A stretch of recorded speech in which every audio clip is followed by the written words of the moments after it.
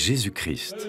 En 325, sous le règne de l'empereur Constantin, s'est tenu dans la cité de Nicée un événement fondamental de l'histoire du christianisme. Pour la première fois, des évêques venus des 4 coins de l'Empire se sont réunis pour chercher la vérité sur sa nature. Ils définirent ainsi la foi de l'Église dans un credo qui fut complété quelques années après par le concile de Constantinople. 17 siècles plus tard, le credo de Nicée-Constantinople continue d'être professé par l'ensemble des chrétiens du monde entier.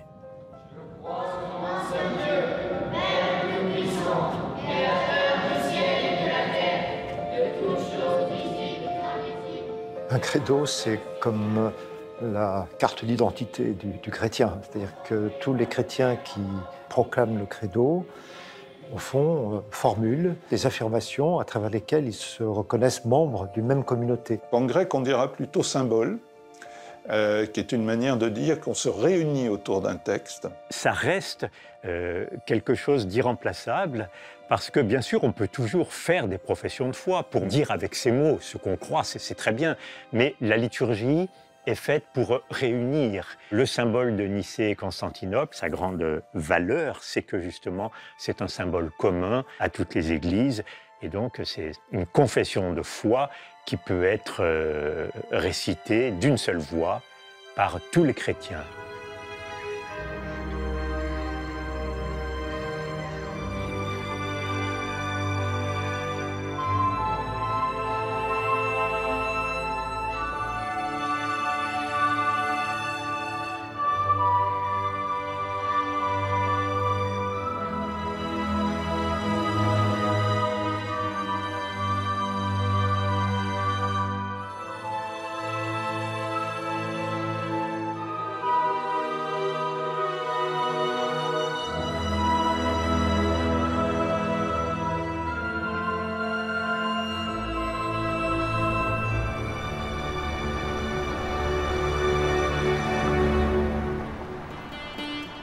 Aujourd'hui, Nicée s'appelle Iznik. Elle est située dans le nord-ouest de la Turquie, à une centaine de kilomètres d'Istanbul. C'est une petite ville touristique, réputée pour son lac et ses céramiques, mais aussi pour les vestiges de son passé antique qui ont survécu aux guerres et aux séismes. Depuis 2014, une équipe d'archéologues tente de percer les mystères de cette cité ancestrale qui est loin d'avoir livré tous ses secrets.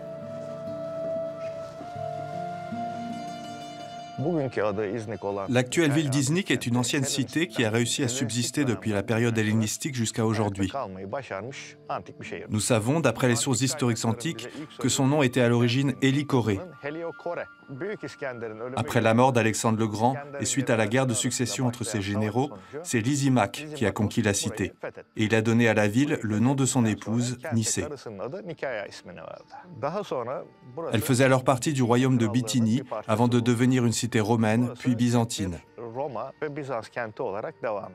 La partie la plus ancienne des murs qui existe encore aujourd'hui a été construite pour protéger la ville suite aux attaques des Goths à la fin du IIIe siècle. Le christianisme, à la fin du IIIe siècle, c'est un phénomène qui s'est largement déployé.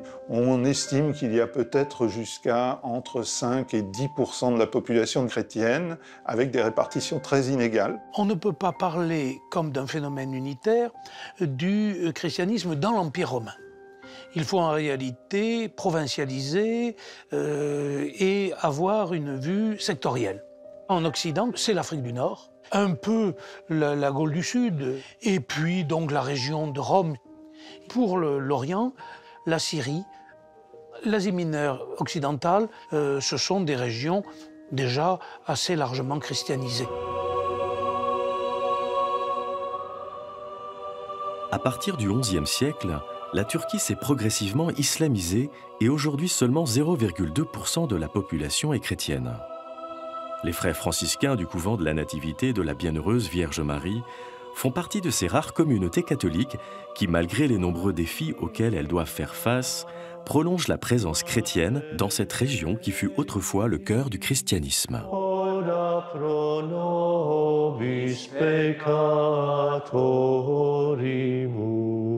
Nous vivons ici dans la sainte terre du Nouveau Testament. La Turquie est très riche dans les lieux de pèlerinage. Le premier, c'est Antioche, qui maintenant appartient à la Turquie. Tars, où Saint Paul est né, cette église de l'Apocalypse. Et il y a un trajet de pèlerinage sur les lieux des conciles œcuméniques. Et Nicée, c'est un des plus importants.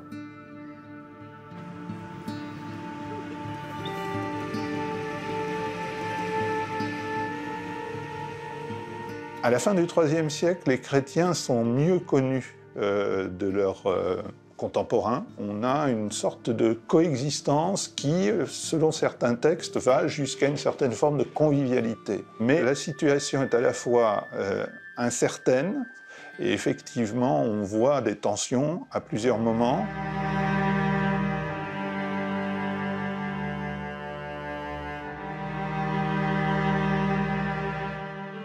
La persécution de Dioclétien, donc elle va de 303 à 312 pour son extension maximale. Elle a pour conséquence de susciter un certain nombre de martyrs et de confesseurs. Et donc on a des figures de martyrs, dont Sainte Crispine, par exemple, en Afrique romaine. À Iznik, des traces de ces persécutions subsistent encore, notamment sur le site de l'ancienne basilique Saint-Néophyte. Engloutie sous les eaux à la suite d'un séisme, elle a été redécouverte en 2014 avec l'assèchement progressif du lac.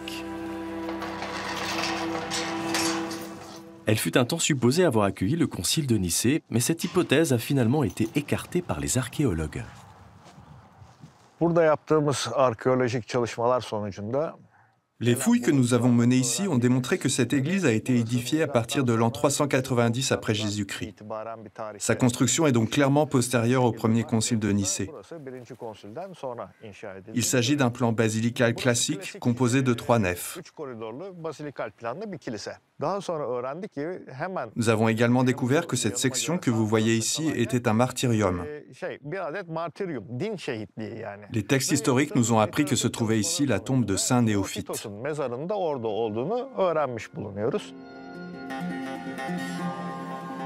Saint Néophyte, qui était un jeune homme de 15 ans, martyrisé en 303, ici dans la ville de Nicée. Après, il a été enterré ici et on est convaincu que les pères du concile sont venus prier sur cette tombe.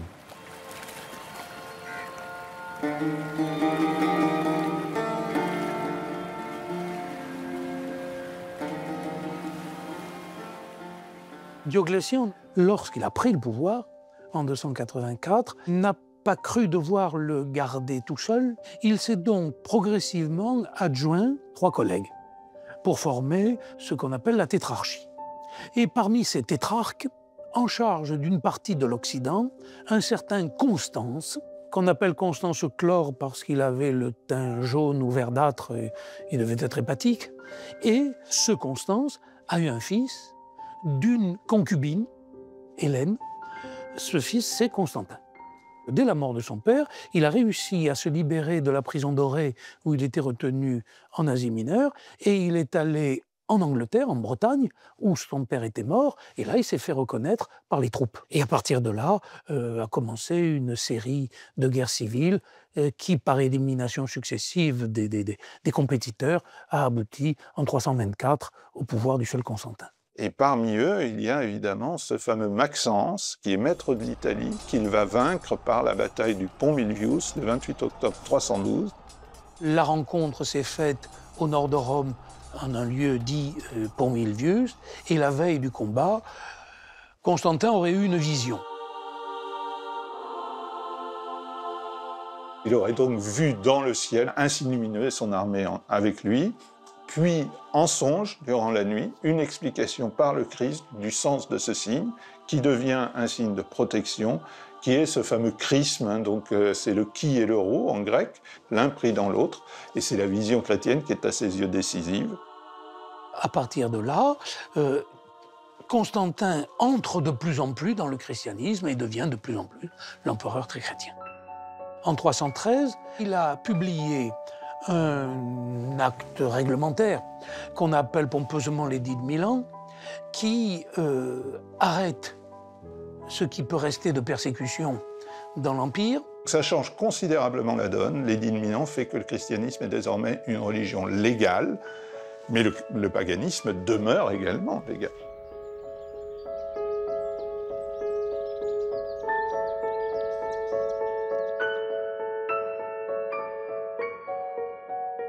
Les philosophes, donc dans l'Antiquité, ils vont poser la question aux chrétiens, vous dites croire en un Dieu, mais pourtant vous parlez de la Sainte Trinité. Alors comment concilier cette reconnaissance du Père, du Fils et de l'Esprit avec la foi en un seul Dieu, telle qu'elle était héritée d'Israël?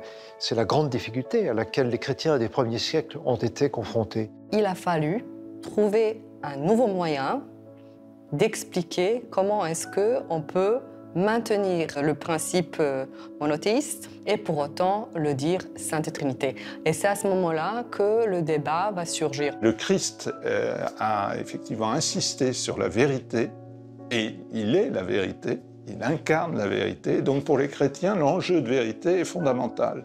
Donc il faut trouver dans le registre de la finitude du langage humain la meilleure manière d'exprimer les choses. Bien sûr, on ne peut pas comprendre Dieu, mais on peut penser Dieu.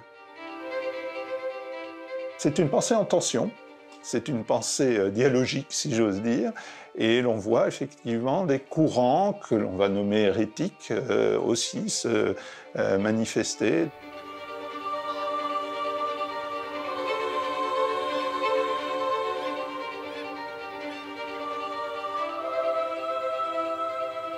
Arius était un prêtre des faubourgs d'Alexandrie, en Égypte, sans doute autour des années 318-319. C'est la grande ville de l'Orient, du point de vue démographique et du point de vue culturel et économique. Et à partir du IIe siècle, il y a effectivement une très forte, très importante réflexion chrétienne égyptienne, ou plutôt alexandrine. Il y a deux grandes traditions dans l'Église pour penser Dieu. Une qui insiste très fortement sur l'unicité de Dieu et qui est de type monarchianiste, avec cette idée qu'en fait Dieu est un et que par exemple le Fils serait une forme d'action, un mode d'expression de Dieu, et une qui va insister beaucoup sur la distinction, qui sont des subordinationnistes, c'est-à-dire qui subordonnent le Fils au Père. Arius est cette deuxième composante, c'est-à-dire qu'Arius va pousser cette logique jusqu'à son extrême, et donc il va dire que seul le Père est éternel. Il est inengendré, agenetos. Et le Fils étant engendré, il n'est pas Dieu comme le Père est Dieu. Arius est en charge de ce que l'on pourrait appeler une paroisse, même si canoniquement ça n'existe pas encore. Et Arius, donc, qui est un théologien, fait des sermons. Et en particulier, on lui reproche véhémentement une formule qu'il a employée. Il fut un temps où il, c'est-à-dire le Fils, n'était pas.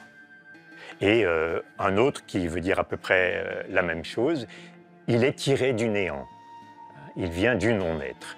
Donc le Fils, au fond, est une créature. Il avait rédigé une sorte de présentation de la foi et de sa propre doctrine sous forme d'un chant en vers qu'on appelait la thalie. C'était fait pour être alors proclamé ou chanté même, en effet, comme un chant de banquet. Naturellement, il se passe ce qui se passe dans tous les temps de l'Église depuis que l'Église existe. Il y a de bonnes âmes qui vont cafeter auprès de l'évêque d'Alexandrie qui s'appelait alors Alexandre. Alors là, à ce moment-là, Alexandre intervient et demande à Arius de se dédire, de revenir sur ses affirmations. Et comme Arius refuse, c'est là que tout s'envenime. Le débat va se déclencher et il va se propager à travers tout ce bassin méditerranéen. Ce qui fait que quand Constantin arrive en Orient, loin de trouver une situation apaisée et tranquille, eh bien, il fait face à une division. Il fallait qu'il y eût une espèce de consensus théologique. Il s'agissait de faire la paix de l'Église pour que les grâces du Tout-Puissant se répandent sur l'Empire.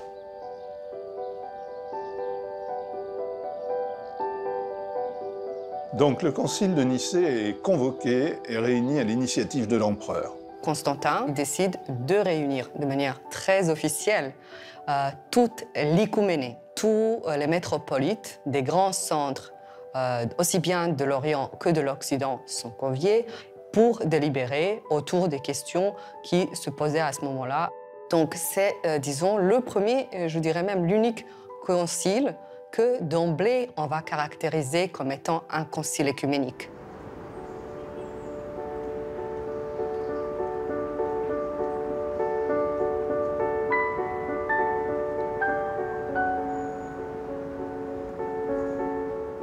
Nous sommes à l'Institut des sciences chrétiennes.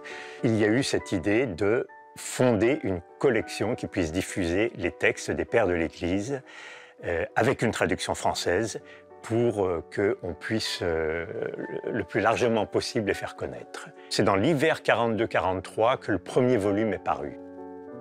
Il y a eu plusieurs auteurs dans l'Antiquité qui ont décidé d'écrire l'histoire de l'Église. Le premier, c'est Eusèbe de Césarée. Sur Nicée, il ne dit rien parce que son histoire ecclésiastique s'arrête dans les années 320. En revanche, il y a des historiens de l'Église du 5e siècle qui, eux, du coup, ont écrit la suite d'Eusèbe. Dans la tradition, on parle toujours des 318 pères de Nicée. C'est vers 360 qu'on voit la première allusion à ces 318 pères chez l'évêque Hilaire de Poitiers, parce que c'est un chiffre symbolique. Il le rapproche des 318 serviteurs d'Abraham dans la Genèse. Et du coup, ça va fixer ce chiffre. Ensuite, tout le monde va dire qu'il y avait 318 évêques à Nicée.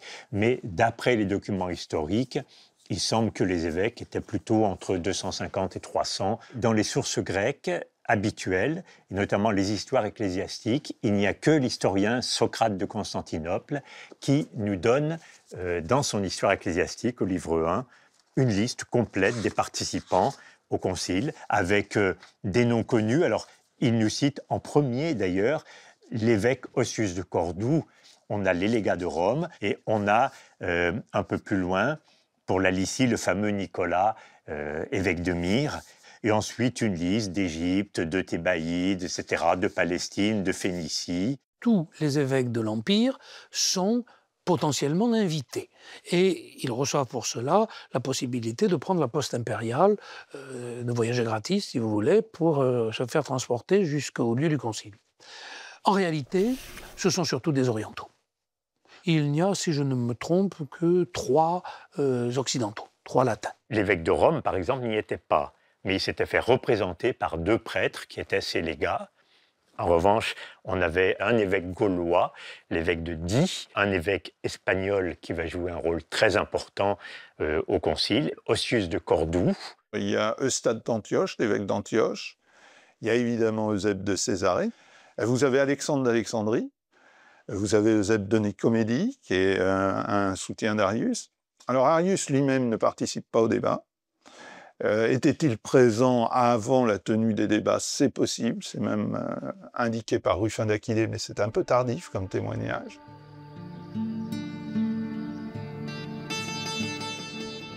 Nicée est une ville au bord d'un lac, non loin de la zone des détroits. Dardanelles, mer de Marmara et Bosphore. Cette zone des détroits, où devait plus tard se dresser Constantinople, pour des raisons géographiques évidentes qui apparaissent dès qu'on regarde une carte, était un nœud de communication. Nœud de communication terrestre, nœud de communication maritime, entre la mer Égée et la mer Noire, mais surtout du point de vue terrestre, entre l'Orient et la frontière avec les Perses, et d'autre part, des routes qui menaient vers l'Occident à travers les Balkans, ou bien qui conduisaient vers le Danube et vers le Rhin si besoin était. C'est une région, du point de vue économique, militaire, stratégique, cardinale, dans laquelle, depuis le IIIe siècle, les empereurs avaient tendance à résider. Dioclétien était en résidence à Nicomédie, qui est une ville pas très loin justement de Nicée. Et Constantin résidait lui aussi à Nicomédie, capitale impériale, On a donc choisi Nicée à cause de sa proximité des lieux de résidence impériaux, peut-être aussi parce qu'au bord du lac, c'était une ville agréable.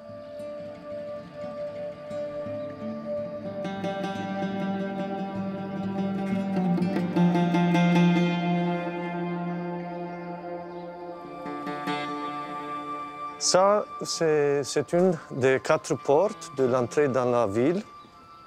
Imaginez-vous comme passaient tous les évêques qui venaient de la partie du nord de cette cité, en passant ici avec les pensées, avec les désirs de bien travailler pour la vérité et pour la foi.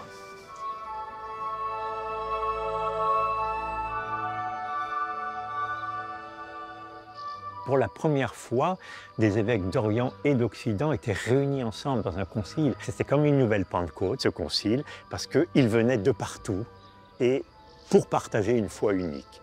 Donc là, je pense que les évêques ont fait là une expérience ecclésiale extrêmement importante. Constantin met des moyens de transport, de logistique et d'accueil au service du concile. Et c'est une nouveauté extraordinaire.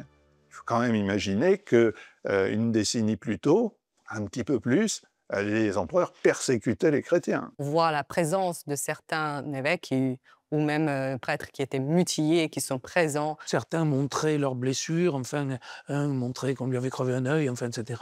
Et ils sont tout étonnés de se voir ainsi considérés par l'empereur. Ils sont passés des ténèbres à la lumière en quelques mois, c'était éblouissant.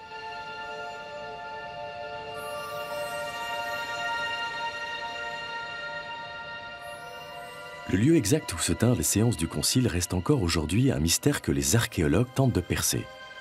Certains situent les débats à proximité de l'église Sainte-Sophie, un édifice byzantin qui accueillera plus tard, en 787, le second concile de Nicée.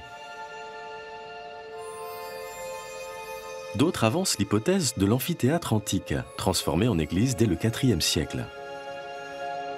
Il pouvait alors contenir plus de 10 000 personnes. Quelques fresques chrétiennes y sont encore visibles. Mais les recherches les plus récentes semblent privilégier une autre piste. Les évêques auraient pu se réunir dans la résidence impériale située au bord du lac.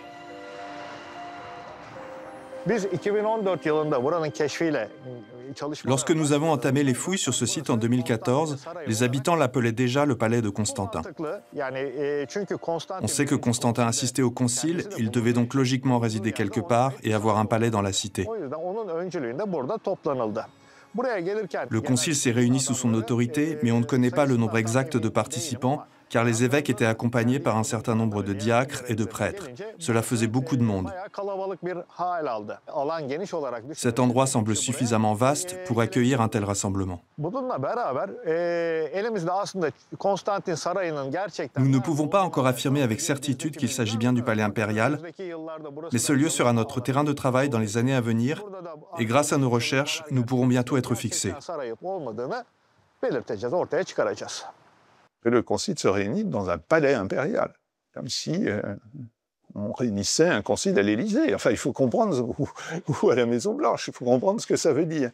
Donc il y a une emprise impériale, ce qui n'empêche pas une décision épiscopale.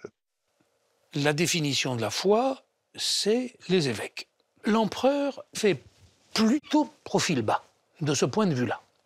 Ce n'est pas lui qui préside le concile. Celui qui préside le concile, c'est son conseiller ecclésiastique, Ossius de Cordoue. Alors on a un texte extraordinaire d'Eusèbe de Césarée, dans sa vie de Constantin, qui nous explique comment le concile a été ouvert et comment l'entrée majestueuse et humble à la fois de Constantin a frappé le regard des évêques.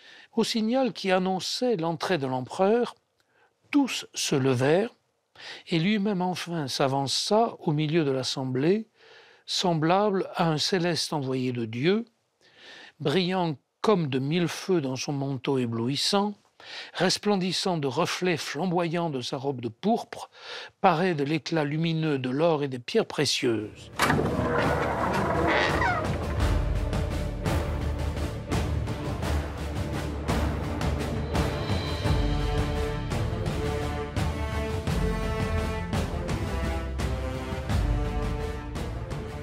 Arrivé au début du premier rang, il se tint d'abord debout au milieu de l'assemblée et il ne s'assit sur le petit siège en or massif qu'on lui avait avancé que sur un signe d'assentiment des évêques. Après l'empereur, tous firent de même. On lui prête un geste qui aurait été celui justement de brûler les libelles qui opposaient les évêques et les courants les uns aux autres comme une œuvre de pacification. Évidemment, ça entre dans l'ordre de ce souci d'unité que Constantin peut avoir. Qu'est-ce que l'Église, d'abord et avant tout? Elle est le corps du Christ, un corps qui est vivifié par l'Esprit Saint, qui, lorsqu'il agit au sein de l'Église, agit dans le sens de l'unifier, unifier tous les membres. C'était les moments précis autour desquels on allait discuter pour discerner sur les questions fondamentales de la foi, afin de retrouver une interprétation qui sera commune, communément reçue en tout cas.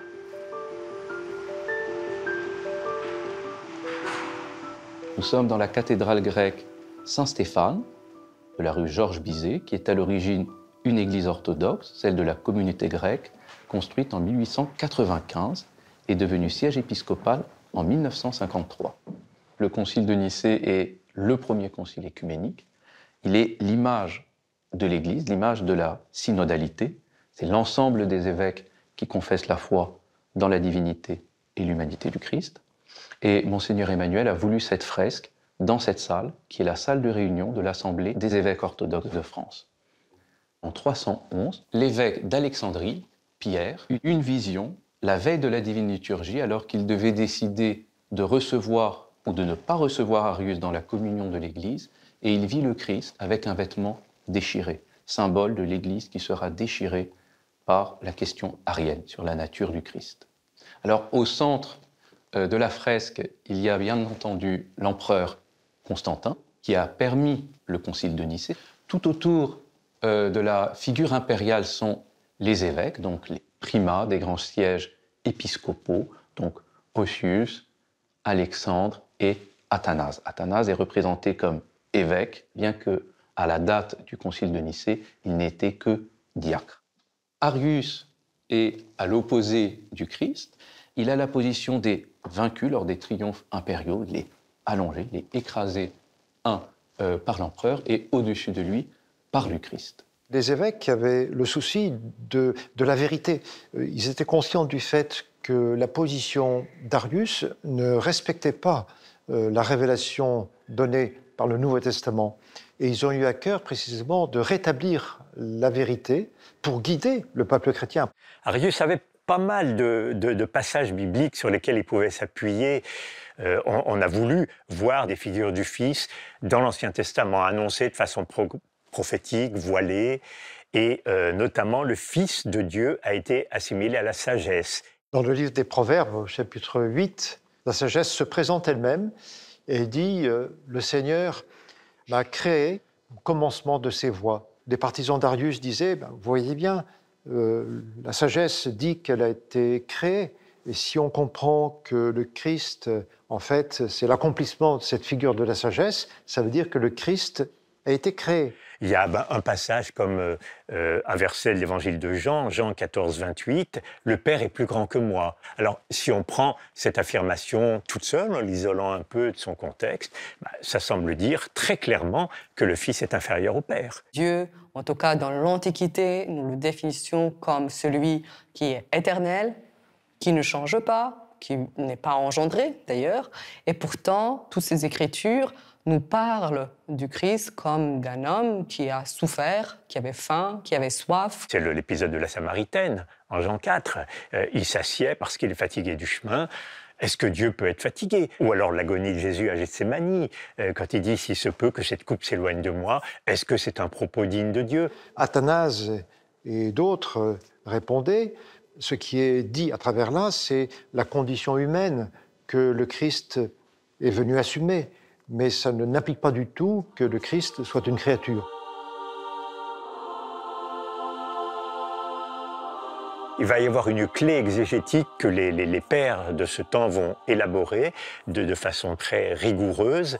C'est de dire, attention, quand il s'agit du Christ, il y a des propos qui concernent sa divinité et il y a des propos qui concernent son humanité. Ça a été la grande réponse au IVe siècle, pas l'unique, mais la réponse la plus fréquente à Arius. Il s'agissait de lui reprendre son dossier scripturaire en redressant l'interprétation.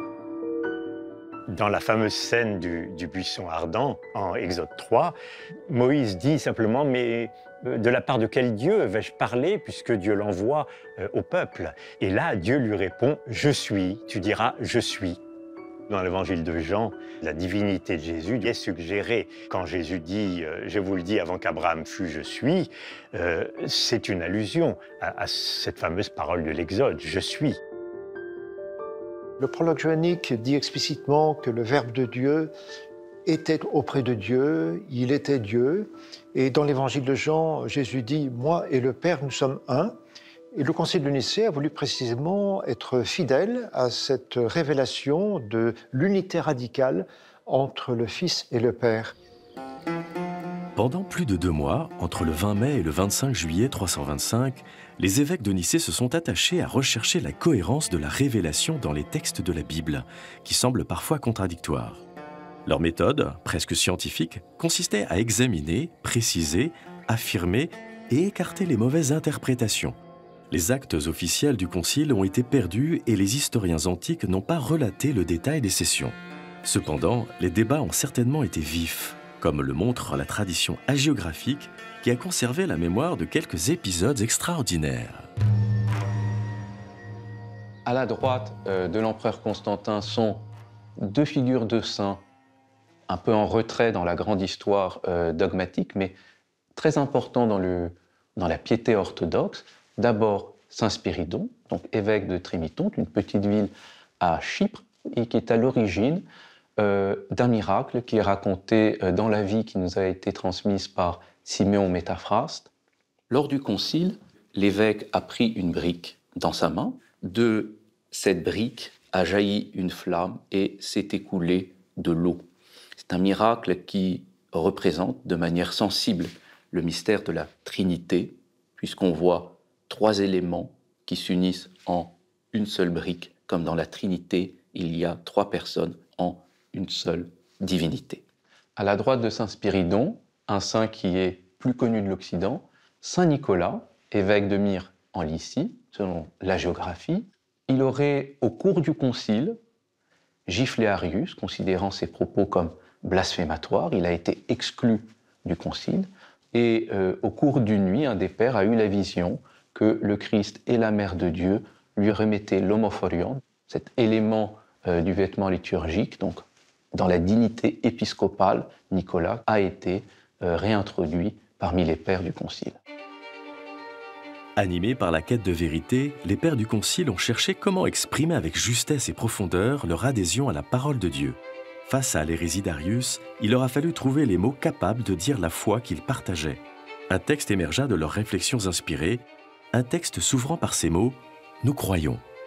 Le credo de Nicée s'est inspiré sans doute de credo d'église locale que les futurs baptisés devaient apprendre par cœur pour le réciter, ce qu'on appelait la reditio symboli. Ils affectent la forme qu'au fond nous connaissons, c'est-à-dire un exposé en 3 articles dans le meilleur des cas, Père, Fils, Esprit, ou plutôt en 2 articles, Père et Fils.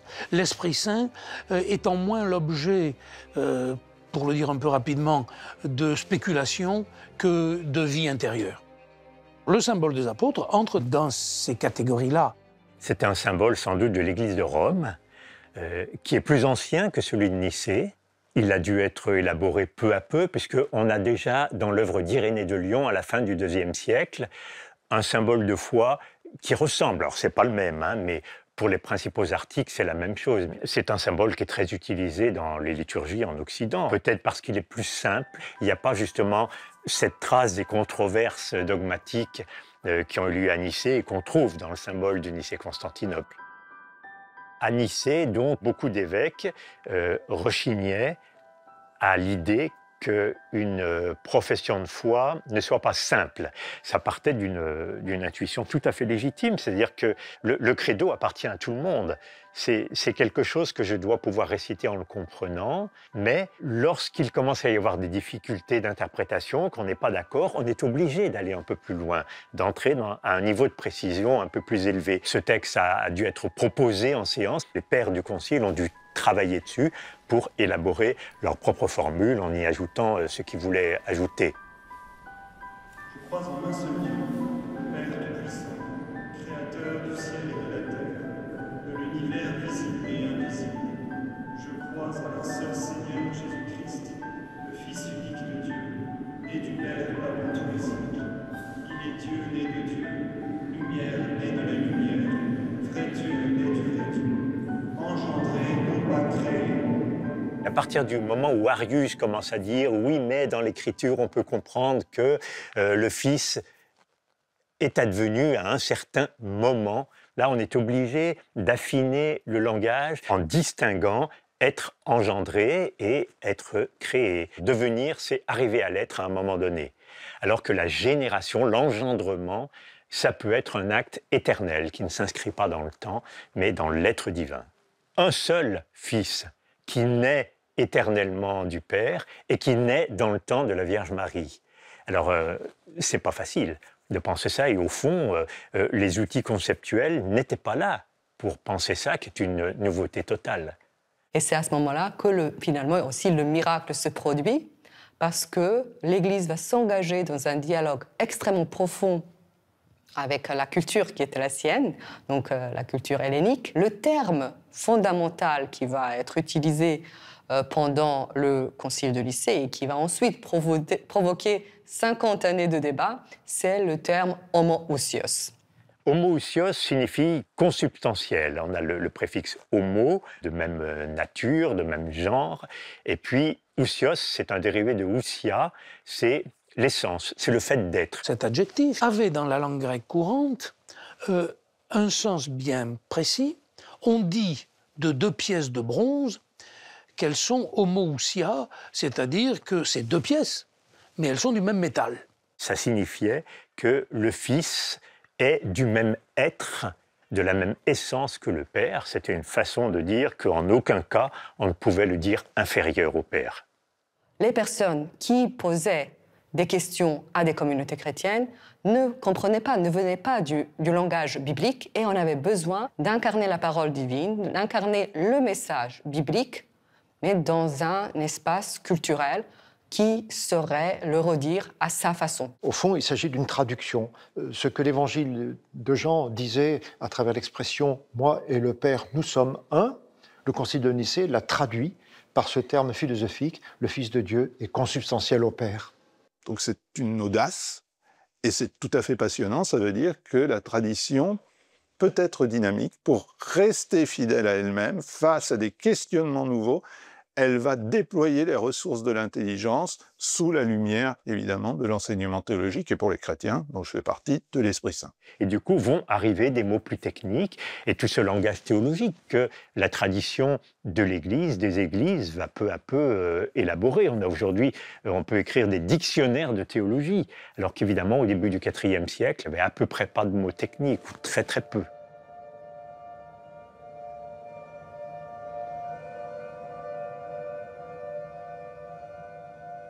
Les pères du Concile, dans leur entièreté, sont considérés comme saints. Au moment où ils prêchent la foi de Nicée, ils expriment la sainteté de l'Église.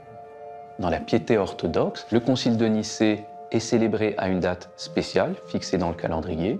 Le premier dimanche après l'Ascension, on célèbre les 318 pères du Concile de Nicée.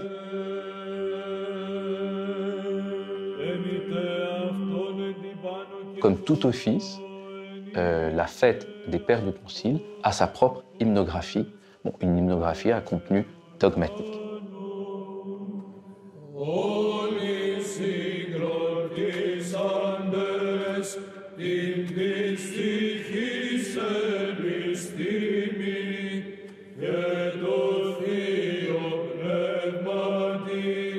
Sin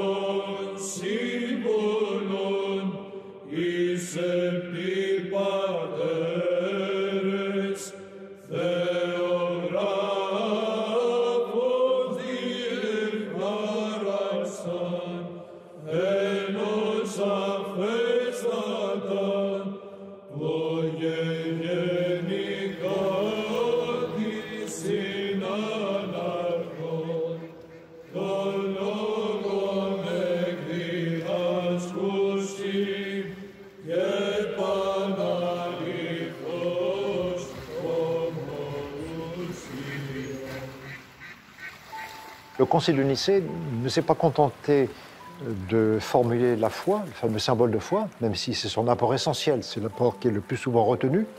Mais le Concile de Nicée a voulu aussi se pencher sur un certain nombre de questions très pratiques, très concrètes de la vie de l'Église en son temps.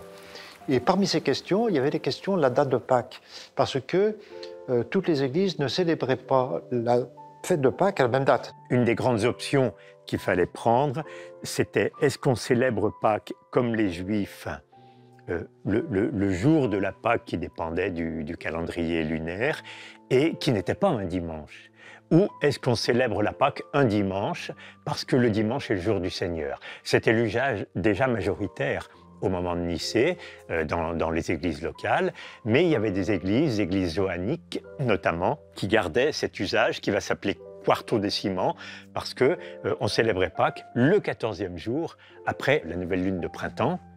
Et donc là, Nicée va trancher d'une façon définitive en disant il faut célébrer Pâques un dimanche. La science astronomique alexandrine fixe comment déterminer le dimanche qui vient après la première lune de printemps. Ça devait être, pour le Concile de Nicée, justement l'expression d'une unité entre les chrétiens des diverses églises. Malheureusement, dans les siècles qui ont suivi, il y a eu des divergences dans la façon de calculer cette date de Pâques, mais de ce point de vue, la décision du Concile de Nicée demandant qu'il y ait une seule date, une seule et même date pour la fête de Pâques, garde un caractère prophétique. De cette manière, cette décision laisse espérer le jour où tous les chrétiens des diverses églises pourront célébrer chaque année la fête de Pâques à la même date. Pour ce qui est des autres décisions importantes, il y a 20 canons.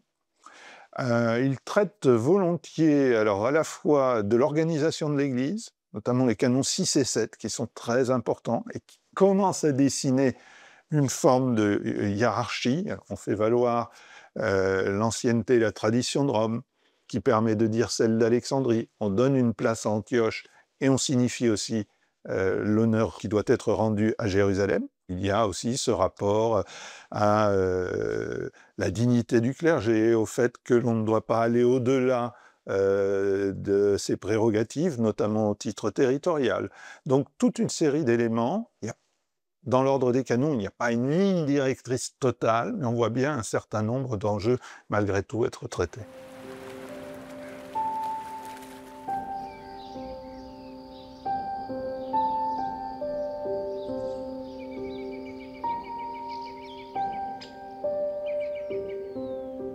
La réception du Concile de Nicée a été difficile. Les chrétiens se sont déchirés.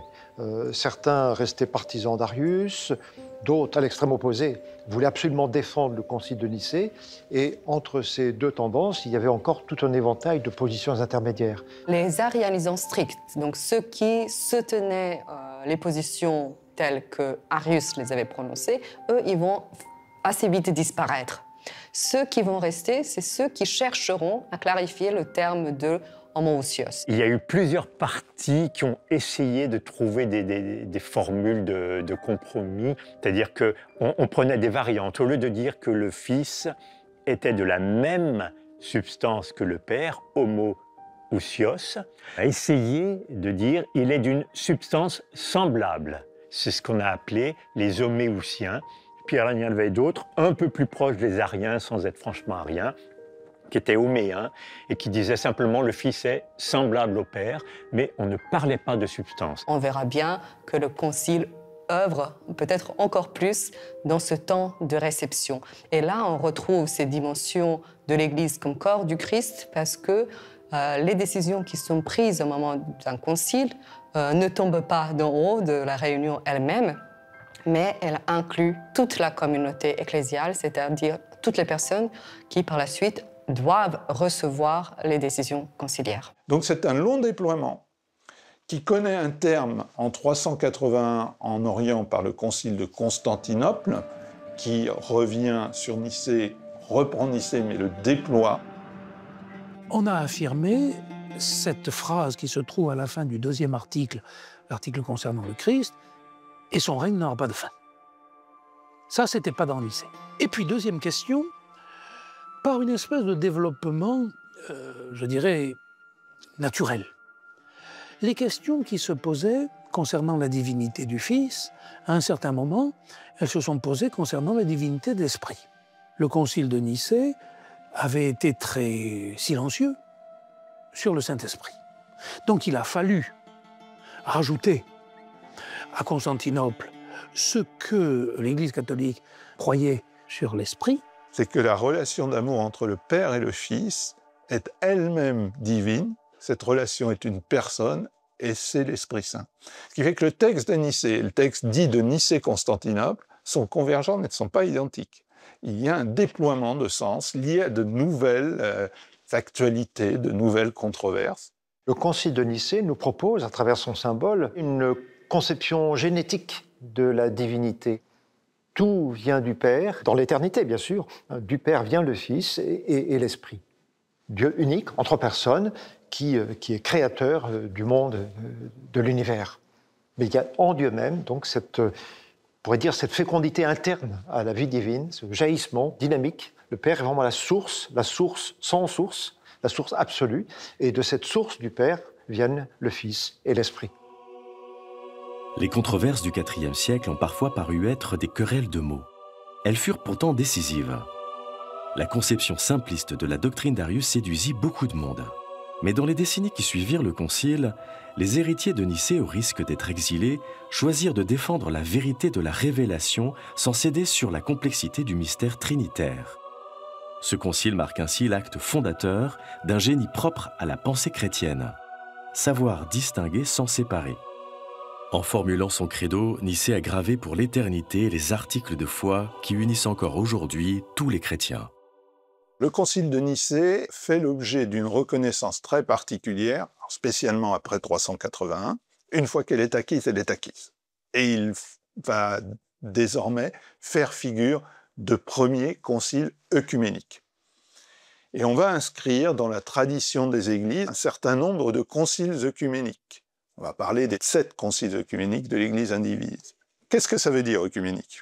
En fait, il y a d'abord une composante géographique et politique, mais ensuite, évidemment, il y a une réception qui, là, relève du champ ecclésial et qui signifie nettement une adhésion. Les conciles de l'histoire de l'Église ont contribué à définir les caractéristiques essentielles de ce qu'on a appelé par la suite la chrétienté ou la civilisation chrétienne. C'est en effet un effort d'intelligence de la foi et qui, du coup, va enrichir aussi la culture. Une civilisation s'enrichit quand des croyants enrichissent la manière dont ils comprennent ce en quoi ils croient. Il y a une espèce de reflux dont finalement l'époque peut profiter.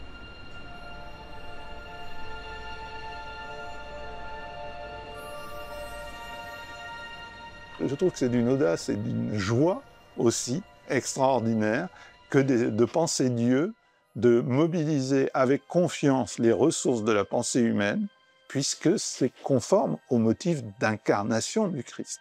Cela permet de dire que Dieu est un Dieu unique, mais non pas solitaire. Donc il y a cette communion au sein même de Dieu qui dit l'expression d'un amour qui est caractéristique même du Dieu des chrétiens, et cet amour ne se renferme pas sur lui-même, il se communique.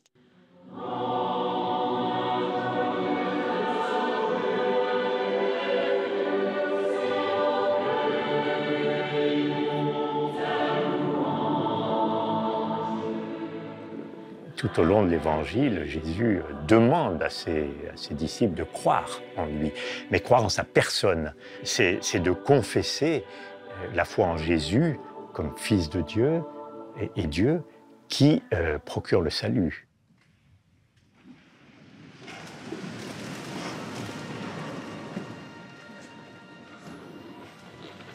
Je crois en un seul Dieu, le Père Tout-Puissant, Créateur du ciel et de la terre, de l'univers visible et invisible. Je crois en un seul Seigneur Jésus-Christ, le Fils unique de Dieu, né du Père avant tous les siècles. Il est Dieu né de Dieu, lumière né de la lumière, vrai Dieu né du vrai Dieu, engendré, non pas créé, consubstantiel au Père, et par lui tout a été fait. Le concile de Nicée nous met au cœur non seulement de la foi, mais aussi du paradoxe chrétien. Être chrétien, c'est un défi. Deux natures, une personne. Les pères nous l'ont expliqué, mais cela reste insondable, comme le mystère eucharistique, comme le mystère de la conception du Christ. Les pères nous invitent à dépasser nos simples catégories de pensée et à comprendre que Dieu est par-delà même ce que notre raison peut concevoir.